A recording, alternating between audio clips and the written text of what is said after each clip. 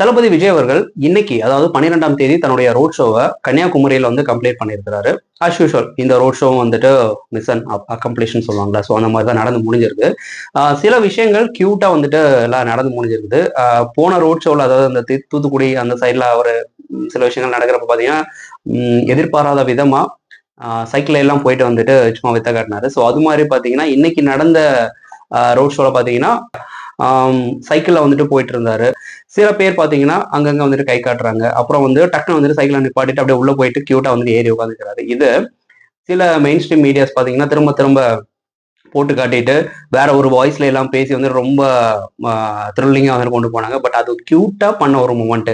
அதை கூட ஏன்டா இப்படி நியூஸ் ஆக்குறீங்க அப்படிங்கிற மாதிரி தான் அந்த விஷயம், அந்த பர்டிகுலர் விஷயம் வந்து இருந்தது. அடுத்த கியூட்டான மூமெண்ட் அப்படின்னு பாக்குறப்போ ஒரு ஹேண்டிகேப் பையன், தன்னால நடக்க முடியாத ஒரு பையன் பாத்தீங்கன்னா வீல் சேர்ல உட்காந்துட்டு இருக்காரு. டக்குன்னு போயிட்டு இறங்கி போயிட்டு கியூட்டா வந்துட்டு அவருடைய ஃபோர்ஹெட்ல வந்துட்டு முத்தம் கொடுத்ததாகட்டும், அப்புறம் ஒரு அம்மாவுக்கு வந்துட்டு கை கொடுத்ததாகட்டும், அங்கங்க வந்துட்டு நிப்பாட்டி டக்குன்னு வந்துட்டு சின்ன சின்ன ஆச்சரியங்கள், சின்ன சின்ன எக்ஸைட்டிங்கான சில விஷயங்கள் எல்லாமே வந்துட்டு பண்ணி முடிச்சாரு. அதுக்கப்புறம் அவருடைய அந்த ஒரு ஸ்பீச் வந்துட்டு ஸ்டார்ட் ஆச்சு. ஆக்சுவலி வந்து நேத்து வந்து நியூஸ் படி பாத்தீங்கன்னா ரோட் ஷோ மட்டும் தான் அவர் பண்ணணும், 12 நிபந்தனைகள் வந்துட்டு வச்சிருக்கிறாங்க, அது இல்லாம வந்துட்டு ஸ்பீச்சுகளை நாட் அலோட் அப்படிங்கிற மாதிரி வந்துட்டு சொல்லியிருந்தாங்க. பட் இதையும் தாண்டி அங்க வந்து சில இடங்கள்ல வந்துட்டு நிப்பாட்டி வந்துட்டு ஸ்பீச் வந்து கம்ப்ளீட் பண்ணியிருக்காரு.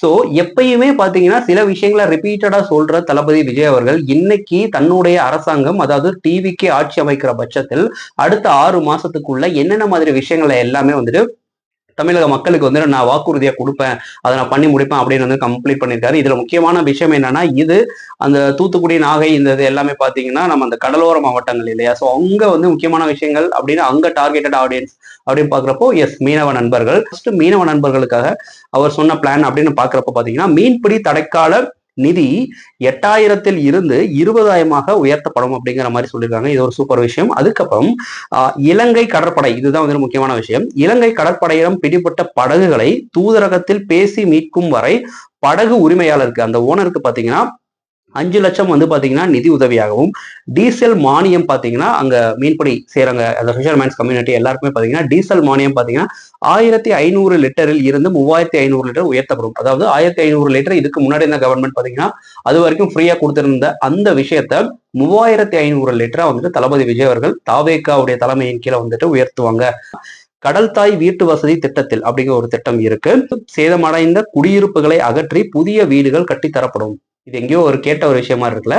சுறா படத்துல வந்துட்டு கான்செப்டே அதுதான். இந்த விஷயத்தையுமே எல்லாமே சொல்லிட்டு கடைசி அவர் சொன்ன விஷயம் என்னன்னா, உங்களுடைய மீனவ நண்பன் என்று தன்னை அழைத்து மீனவர்களுக்கு விஜய் கொடுத்த பிரத்யேக தேர்தல் வாக்குறுதிகள். மீனவ நண்பன் நம்ம புரட்சி தலைவர் எம்ஜிஆர் அவர்கள் நடிச்ச படம். சோ அந்த விஷயத்த அடிக்கோடிட்டு அவர் இல்லாத இடத்துல நான் இருந்து உங்களுக்கு அந்த டைம்ல நடந்த நல்ல விஷயங்களை தாண்டி வந்து நான் இந்த காலத்துக்கு தகுந்த மாதிரி நிறைய நல்ல விஷயங்கள் பண்ணுவேன் அப்படிங்கிறத வந்து வாக்குறுதியா அவர் கொடுத்து முடிக்கிறாரு. சோ இந்த விஷயங்கள் எல்லாமே பாத்தீங்கன்னா நம்ம சொன்ன மாதிரி மீனவ நண்பர்களுக்கு, இது இல்லாம தமிழக மக்களுக்கு வந்துட்டு அவர் சொல்ற விஷயம் என்ன அப்படின்னு பாக்குறப்போ, அரசின் திட்டங்கள் ஒவ்வொரு குடும்பத்திற்கும் சேர தனி அடையாள அட்டை வழங்கப்படும். இப்ப எப்படி வந்துட்டு ஓட்டர் ஐடி கார்டு இருக்கு, பிளான் கார்டு இருக்கு, இது மாதிரி பாத்தீங்கன்னா அடையாள அட்டை வந்துட்டு வழங்கப்படும். இது சாதாரண விஷயம் சொல்லிட்டு நம்ம கடந்து போக முடியாது. இப்போ ஒரு அடையாள அட்டை இருக்குன்னு வச்சுக்கோங்களேன், நீங்க இந்த வாக்குறுதிகள்லாம் கொடுத்தீங்க, என்னுடைய குடும்பத்துக்கு, என்னுடைய தனிப்பட்ட குடும்பத்துக்கு எனக்கு பர்சனலா இந்த மாதிரி விஷயங்கள், இந்த மாதிரி பிளான்ஸ் மட்டும்தான் எனக்கு வந்து சேர்ந்திருக்கு, இந்த விஷயங்கள்லாம் பெண்டிங்ல இருக்கு அப்படிங்கிற மாதிரி அந்த அடையாள அட்டையில வந்துட்டு நம்ம வந்து மார்க் பண்ணிக்கலாம். இல்ல வந்துட்டு அது ஒரு இதெல்லாம் வந்துட்டு பெண்டிங்ல இருக்கு அப்படிங்கிறத அரசுக்கு வந்து நம்ம அறிவிச்சுக்கலாம் அப்படிங்கிற ஒரு பிரத்யேகமான ஒரு விஷயம். இது கொஞ்சம் அப்டேட்டடான ஒரு விஷயம் அப்படின்னு எனக்கு தோணுது. ஆப் இந்த மாதிரி விஷயங்கள் என்னதான் வந்துட்டு நம்ம டிஜிட்டலா பண்ணாலுமே இது அடையாள அட்டை மாதிரி கையில பிசிக்கலா கொடுக்குறப்போ அது ஒரு வேற மாதிரி ஒரு தாட் அப்படிங்கிற மாதிரி எனக்கு தோணுது. இந்த ஒரு விஷயம் இருக்கா. இதை தொடர்ந்து பாத்தீங்கன்னா லஞ்சம் இல்லாமல் ஒவ்வொருவருக்கும் அரசின் நலத்திட்டம் சென்று சேரும். இதை பண்றதுக்கு அவர் பண்ண இந்த விஷயம் தான் வந்து இந்த அடையாள திட்டம் அப்படிங்கிற ஒரு விஷயம்.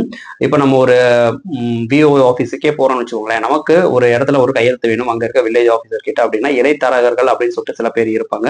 அவங்கள நம்ம படிச்சோம்னா 10 நாள்ல நடக்க வேண்டிய விஷயம் பாத்தீங்கன்னா ஒரே நாள்ல நடந்து முடியும். என்ன அங்கங்க ஒரு 500 1000 கொடுக்க வேண்டி வைப்படும் இல்லையா. ஸோ அந்த விஷயங்களை எல்லாத்தையுமே வந்துட்டு கட் டவுன் பண்ணிட்டு டைரக்டா நீங்க அவரே வந்துட்டு கான்டாக்ட் பண்ணலாம் அப்படிங்கிறதுக்காக தான் இந்த லஞ்சம் அப்படிங்கிற ஒரு விஷயமே கம்ப்ளீட்டா வந்துட்டு அவர் பிளாக் பண்ணணும்னு நினைக்கிறாரு. அப்புறம் பாத்தீங்கன்னா தமிழ்நாடு சேவை உரிமை சட்டம் பாத்தீங்கன்னா 6 மாசத்துல நிறைவேற்றப்படும்.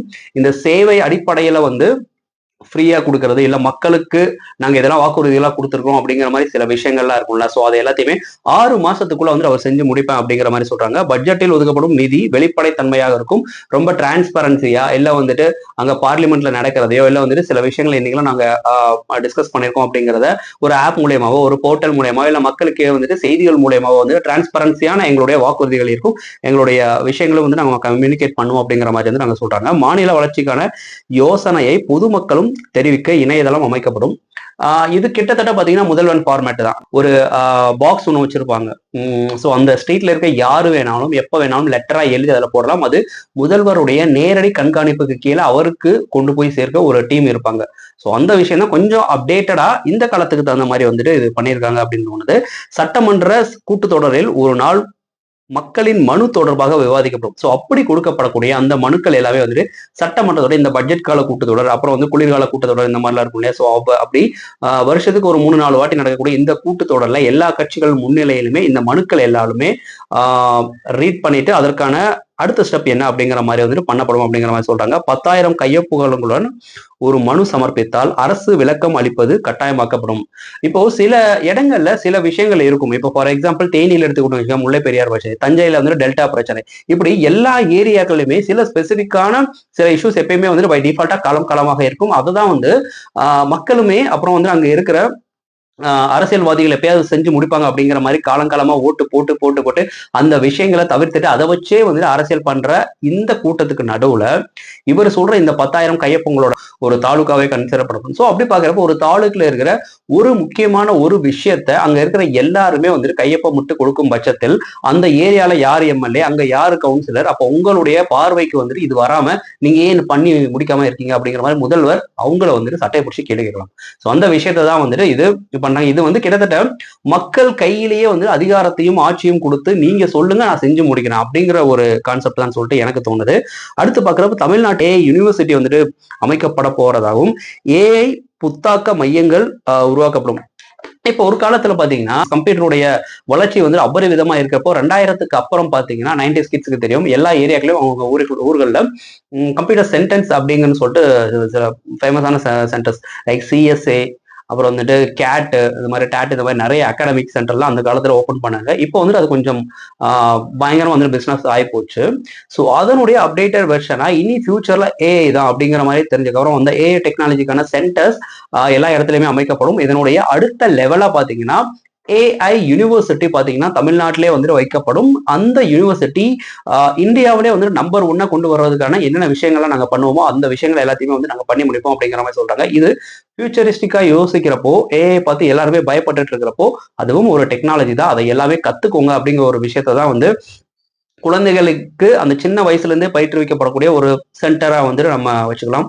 ஸோ கண்டிப்பா இந்த ஒரு விஷயம் பாத்தீங்கன்னா பயங்கர பூமா வந்துட்டு செலிப்ரேட் பண்ணப்படும் ஒருவேளை டிவிக்கு ஆட்சி அமைச்சு தளபதி விஜய் அவர்கள் வந்துட்டு சிஎம் ஆகிற பட்சத்தில். ஸோ இப்ப நான் சொன்னேன் இல்லையா, இந்த மாதிரி விஷயங்கள் தான் இன்னைக்கு கன்னியாகுமரியில அவரு கொடுத்த வாக்குறுதிகள் அப்படின்னு வச்சுக்கலாம், இல்ல அவர் கொடுத்த தேர்தல் அறிக்கைகள் அப்படின்னு வச்சுக்கலாம். இந்த தேர்தல் அறிக்கைகளை பொறுத்த வரைக்கும் இது எந்த அளவு பாசிபிலிட்டிஸ் அப்படின்னு கேட்டீங்கன்னா என்ன பொறுத்த வரைக்கும் பாசிபிள்னு நினைச்சா எல்லா விஷயங்களுமே பாசிபிலிட்டிஸ் தான். பிராக்டிகலா நாட் பாசிபிலிட்டி அப்படின்னா வந்து அவர் கொடுக்க மாட்டேன் அப்படின்னு சொல்லிட்டு அவர் சொல்லியிருக்காரு. எல்லா கட்சிகளுமே 10,000 20,000 ஃப்ரிட்ஜ் தருவோம், வாஷிங் மிஷின் தருவோம் அப்படின்னு சொல்லிட்டு இருக்கிற இந்த காலத்துல பாத்தீங்கன்னா ஒரு மனுஷன் ஏஐ டெக்னாலஜியை வந்து நான் எல்லாருமே கொடுப்பேன் அப்படின்னா வந்துட்டு இதுல ஒரு ஃபியூச்சரிஸ்டிக் திங்கிங் இருக்கே, இது வந்துட்டு மக்கள் நலனுக்காக பயன்படக்கூடிய ஒரு விஷயமா இருக்கே அப்படிங்கிற மாதிரி தான் எனக்கு தோணுது. அதுவும் இல்லாம இந்த மீனவர் சமுதாயத்துக்காக அவர் கொண்டு வந்த இந்த நல்ல விஷயங்கள் எல்லாமே வந்துட்டு ஹேட்ஸ் ஆஃப் அப்படின்னு நான் சொல்லுவேன். இந்த 50 வயசுல வந்துட்டு ஒரு சூப்பரான ஒரு டீம் அமைச்சு அந்த டீம் கிட்ட இருந்து அந்தந்த பகுதிகளில் என்னென்ன பிரச்சனைகள் இருக்கு அப்படிங்கிறத கேட்டறிஞ்சிட்டு அதுக்கு தகுந்த மாதிரி ஒரு பிரச்சார உரையை வந்து ரெடி பண்ணி சூப்பரா வந்துட்டு டெலிவரி பண்ணியிருக்கிறாங்க. என்ன கேட்டா வந்து இதெல்லாம் வந்துட்டு நம்புற மாதிரி தான் இருக்கு, பார்ப்போம் நல்லது நடக்குது அப்படின்னு சொல்லிட்டு. ஸோ இந்த கன்னியாகுமரி பிரச்சாரத்தை பத்தி நீங்க என்ன நினைக்கிறீங்க அப்படிங்கறத வந்து கமெண்ட் பாக்ஸ்ல பதிவு பண்ணுங்க. இந்த ஒரு விஷயம் இப்படி போயிட்டு இருக்கிறப்போ ஜனநாயகன் இஷ்யூஸ் ஒரு பக்கம், நான் சொன்ன மாதிரி அது எல்லாமே வந்துட்டு வெளியே வந்துட்டு எல்லாமே ஸ்ப்ரெட் அவுட் ஆக ஆரம்பிச்சிருச்சு.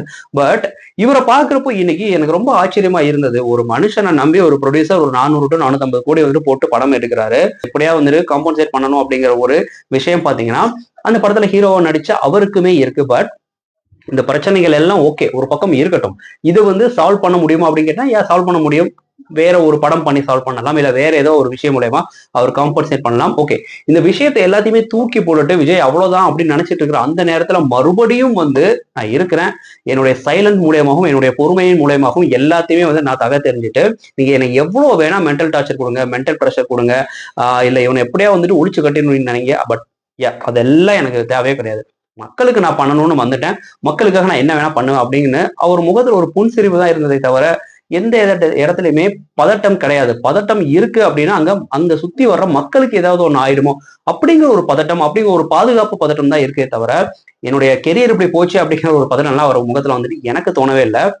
இந்த மனுஷங்கிட்ட இருந்து வந்துட்டு நம்ம கத்துக்க வேண்டிய விஷயங்கள் வந்துட்டு நிறைய இருக்குது. இன்னைக்கு இருக்கிற யங்ஸ்டர்ஸ் வந்து சின்ன சின்ன விஷயத்த எல்லாத்தையுமே வந்துட்டு ப்ரெஷர் போட்டு மென்டல் டார்ச்சர் அது இதுன்னு சொல்லிட்டு வந்துட்டு ஆஃபீஸ்ல பிரச்சனை, குடும்பத்துல பிரச்சனை, கேர்ள் ஃப்ரெண்ட் மூலியமா பிரச்சனை, ஃப்ரெண்ட்ஸ் மூலியமா பிரச்சனை எப்படின்னு சொல்லிட்டு இதுல பேக் ஸ்டாபர்ஸ் பிரச்சனை இப்படி எல்லாம் நினைச்சிட்டு இருக்கப்ப இந்த காலத்துல 50 வயசுல ஒரு ஆளு பாத்தீங்கன்னா தனியாளா நின்றுட்டு எல்லாத்தையுமே தூக்கி போட்டுட்டு, ஃபேமிலியை தூக்கி போட்டுட்டு, நண்பர்கள் தன்னுடைய சொந்த துறையை சேர்ந்த பலரே வந்துட்டு ஆப்போஸ் பண்ற இந்த நேரத்துல தன்னுடைய ரசிகர்களை மட்டும் நம்பி அவங்களுக்காக அந்த மக்களுக்காக ஏதாவது பண்ணணும்னு நினைக்கிற இந்த ஆளுக்கு வந்துட்டு ரசிகராயர்கள் வந்து நான் பெருமைப்படுறேன். நீங்க என்ன நினைக்கிறீங்க அப்படிங்கிறத கமெண்ட் பாக்ஸ்ல பதிவு பண்ணுங்க. Thank you, tata, take care, bye bye, cheese.